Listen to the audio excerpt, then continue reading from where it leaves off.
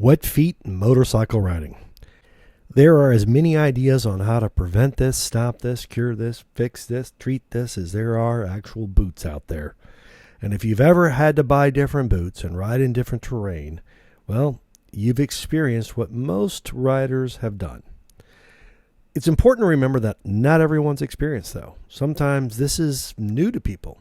And all the things that we can find on the internet, the reviews, the this, the that's, the comments, they don't really hold up to real world experiences. And I was reminded of this journey that I had to go through by watching the Yalal Habibi video from FortNine and then listening to the interview that they had with Driven to Ride.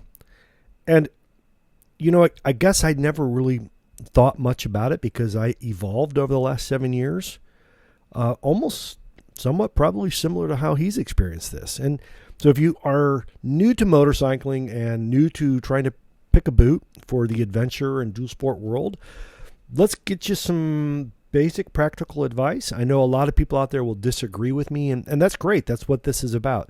There are so many different environments and terrains and riding styles and bike styles that this is unique. So really, maybe I should caveat this with saying, if you are on a smaller dual sport bike, if you are larger and have foot pegs in such a position that your knees are going to be bent a lot, and you're looking at doing 1, 2, 3, 4+ day rides, this is going to be important. If you're doing just a single day ride, it's not nearly as big, but if you're planning on doing a multi-day trip on a bike where your knees are going to be bent quite a bit for long periods of time, let me show you my advice and my experience of my journey.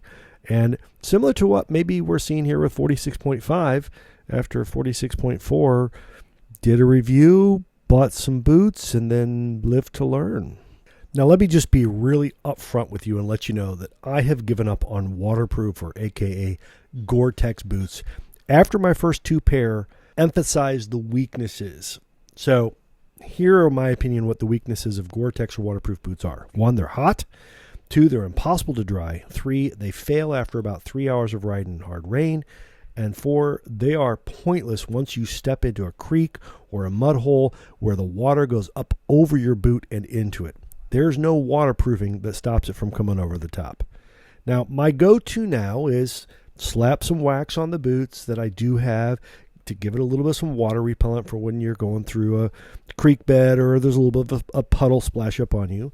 Wear some wool socks, thin ones for the summer, thick ones for the winter, and always have a pair of waterproof socks for the next day when the boots are already drenched and they just don't want to dry. And let's add a little bit something else here. For some of you guys that don't know this yet, sometimes multi-day trips and prolonged sitting can cause some swelling in your legs. And we actually saw this in the movie where his legs are swollen and they had some concern. If you don't know this already, your calf in your leg, right?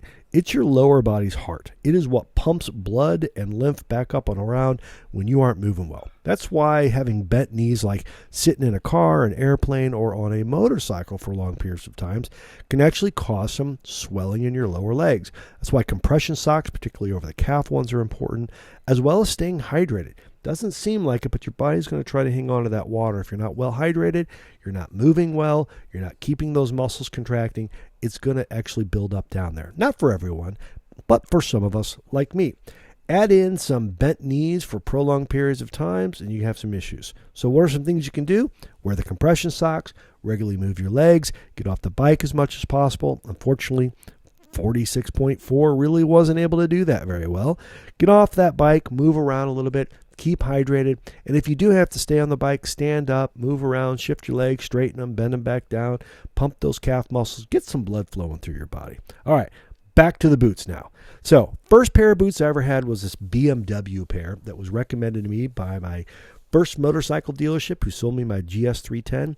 And quite truthfully, for just general road riding and for general moving around town, these were fantastic boots. Kind of short, easy to get on and off, zipper on the side, Gore-Tex. And I rode those through multiple multi-day trips. I did Tennessee, some Arkansas, Missouri, bunch of fun stuff. And overall, I'd say they did well. But it became very clear that anytime I stepped into any type of water, it came over the top, so I wanted higher boots. that's when I went with the Alpine Star Toucans. Boy, those were a game changer in my opinion at the time. Why? Because not only did they add more protection, but they had a nice bottom to it so you could walk in some of the mud and some stuff like that. And as well, it still had the Gore-Tex. They were a bit hotter than overall, but they did a lot better until I stepped into a creek to help somebody get out, and right over the top they go. And boy, they were hard to get dry, and did they ever stink. From that point forward, I decided, hey, I am not going Gore-Tex anymore. So I went with a little bit more motocross boot. We went to Garnier XX1. These are a fantastic boot, and what I really liked about them was the ability to resole them and to actually have them restitched. I've had them restitched twice now and the new sole put on. They are not waterproof by any means, but what they do allow me is a little bit extra room in my foot for some additional padding, allow me to add some insoles and thicker socks as I need it. I really like that value and benefit. I did eventually move on into the Leatt 4.5 Duro boot, mainly because I do a lot more two-stroke riding than I used to do. And again, I didn't go waterproof.